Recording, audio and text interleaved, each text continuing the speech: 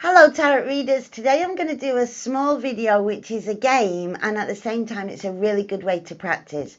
Now I like this game because it uses significators and I don't normally use significators. I don't use them in any of my readings or any of my spreads. So this is a really good game, not only just to get to understand the cards a bit more, but also to find significators, and it's a good way to use them. Now a significator means it's the card that significates that. So let me give you an example. I have a few cards prepared. So I want to ask myself about my spiritual journey. And when I look at, you can use the 22 cards, the major cards, or you can use the whole deck. So when I look at my spiritual journey, the card that comes to mind is the Hermit card, because he's well known for being on a spiritual journey. So I would use the Hermit card as my significator in this question. So the Hermit card would be in the deck, and what I would do is I would shuffle the cards, and then once the cards are shuffled, I'd give them a really good shuffle. Once the cards are shuffled, I would go through the cards until I came across the Hermit card. So I would just look, and now it's come out. And now we have the Hermit card on the table. I will pick it up, and the card it fell on top of, that would be the past. That would be what's behind it, where this question has come from, or my theory has come from. This is the past of the situation. So my question is about my spiritual path. I just wanted to know some information about my spiritual path. And this is saying, the Four of Swords is saying that I've actually got to where I am today because I've done a lot of meditation, because I've been able to disconnect a lot from all the noise that's going on in the world and all the sounds that are going on around me, all the scandal, all the stress that's going on.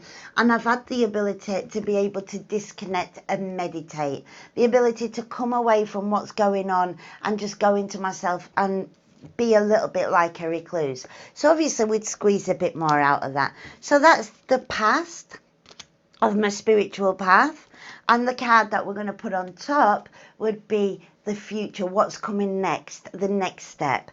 So the next step in my spiritual path is the Five of Swords, and this is about conflict. So I've got some conflict coming now. Obviously none of this is valid, thank God.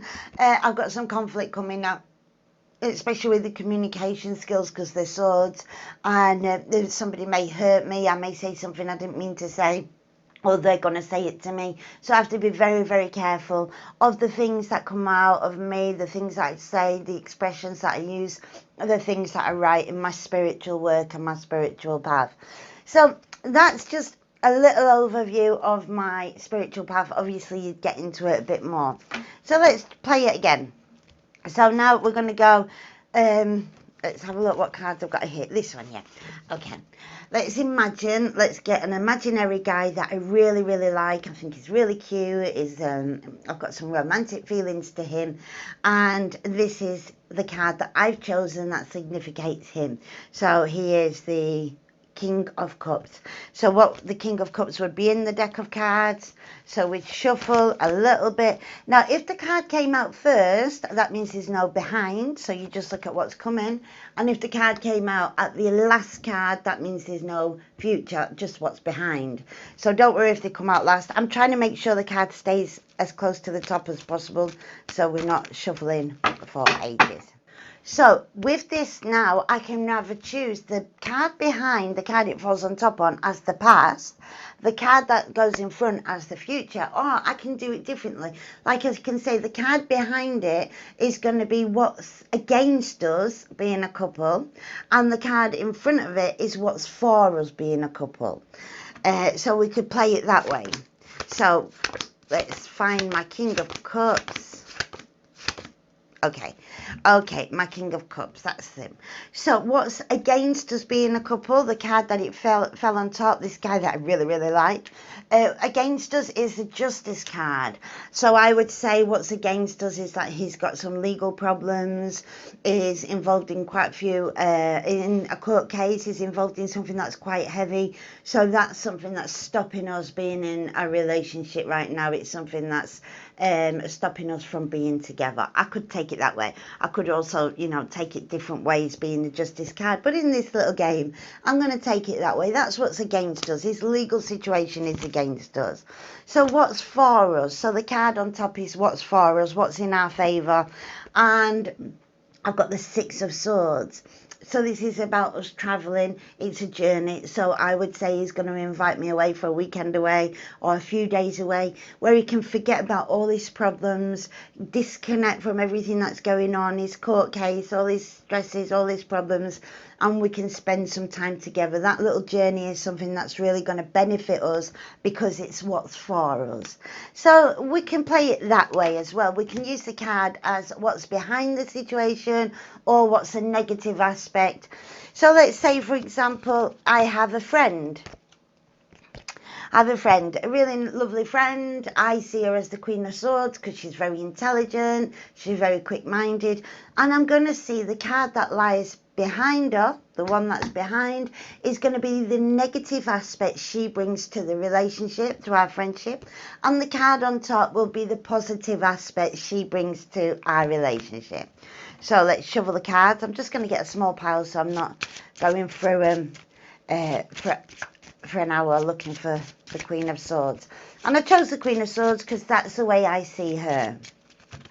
Obviously, you'd shuffle all the cards. So let's see. Where's my Queen of Swords? Ooh. And this reminds me of, you know, those tarot readers that just throw 100 cards on the table and then they go, no. Or they go, yeah. But I don't think they're doing it for this reason, most of them. Everybody's got their own way of reading cards. So, but it just makes me laugh every time I do this. Right, okay, so we've got my Queen of Swords. So, what negative aspect is she bringing to the table? The card behind it was the Six of Wands. So this is a victory card and this is public recognition. So I would say as a negative for this card, which is normally a really positive card, so you've got this public recognition, people are cheering you on, you're feeling victorious, you're feeling great. But as a negative aspect in our friendship, I would say that she likes to be the centre of attention. She likes me to always be giving her, you know, building her up, saying nice things, putting her on a pedestal. She likes me to say, yeah, you're great. She likes me to clap every time she does something. So I would literally say that she's very much the centre of our relationship and she wants me to kind of be one of her disciple type things. So that's the negative aspect of our friendship. And the positive aspect of our friendship is the Knight of Swords. So I would say the positive aspect of this friendship is that it's a very fast friendship and that we're both quite open in our wording. We both speak to each other in the same way. You know, we can get angry with each other. We can let everything that we've got stored up out. We can have really great conversations with each other. There's a lot of openness there in our communication. His sword, so it's all about the communication. And you know, she's one of those friends that I could probably stick with till 3 o'clock in the morning talking to, and it doesn't matter if I say something that I really want to get off my chest, I really want to say to her, as long as I'm always giving her, you know, the applause, the one, she's the public one in our relationship. She's kind of like the wind beneath my wings in this relationship. So that's what this friendship's about. Me saying to her how great she is, but the good thing is I can tell her anything. I can, you know, we can get angry and it can be over within minutes. We can get everything we want out on the open, and we've just got a really good relationship going on in that sense. And this is a positive card now because it's the positive aspects. So let's say I want to know about my relationship with my partner. So I would find, for me, the significating card would be the Lover's card. So the Lover's card would be in the deck already. And then I would shuffle all the deck. And let's see, we can do this two ways. We can see the past of the relationship and the future. So the past, oh, okay, it's the first card, and the future. So this is what I was saying before, when it's the first card, there's no past. So I would say the cards are just telling me to focus on the future. The Lover's card, focus on the future, and we have the Justice card. So I would say that we're going to go and sign some paperwork together, maybe get married, maybe make it a bit more legal, our relationship, do something there that makes us be seen as a legal couple. So that's really, really good and very positive. Now we're going to do it in a different aspect, and we're going to look at my relationship with my partner, and the card that comes before is going to be the negative aspect in our relationship, and the card that comes after is going to be the positive aspect in the relationship. So let's look for that Lovers card.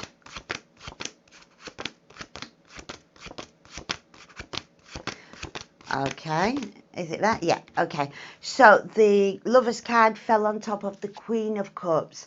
The negative aspect of this relationship, the card behind it, the negative aspect is that I was obviously very much in love with him, more than he is with me, because it's the Queen of Cups. So somebody who's very, very emotional, very romantic, very loving, and very much in love. So as a negative aspect, I would see it as negative, and that's the woman, in this case me, was more in love and gave a lot more in the relationship. And the positive aspect, well, the Justice card has come out again. The positive aspect about this is that we're now going to get married or do something more legal, and things have balanced out. Now there's a lot more equality there.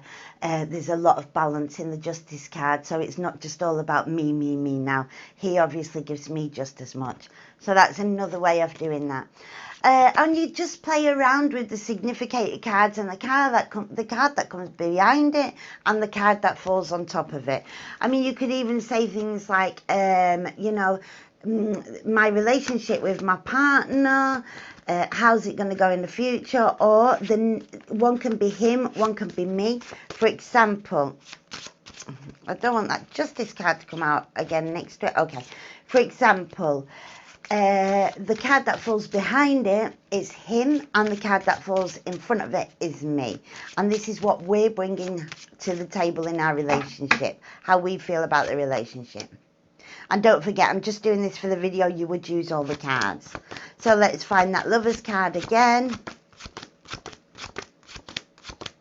Okay, so what's him, the card behind it, what's he brought to the table?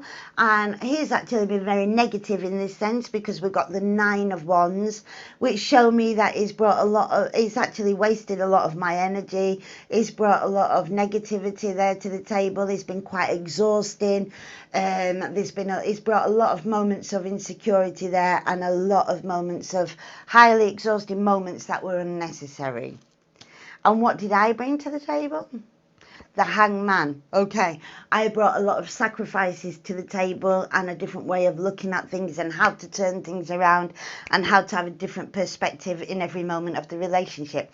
So I think we get the idea now. Whatever the question you have, just look through the cards. So say you're on a tarot journey and you're learning the tarot, you may want to find the High Priestess, and the card that falls before it would be what's your journey been like up to now, and the card that falls in front of it is where you're going in your journey as a tarot reader.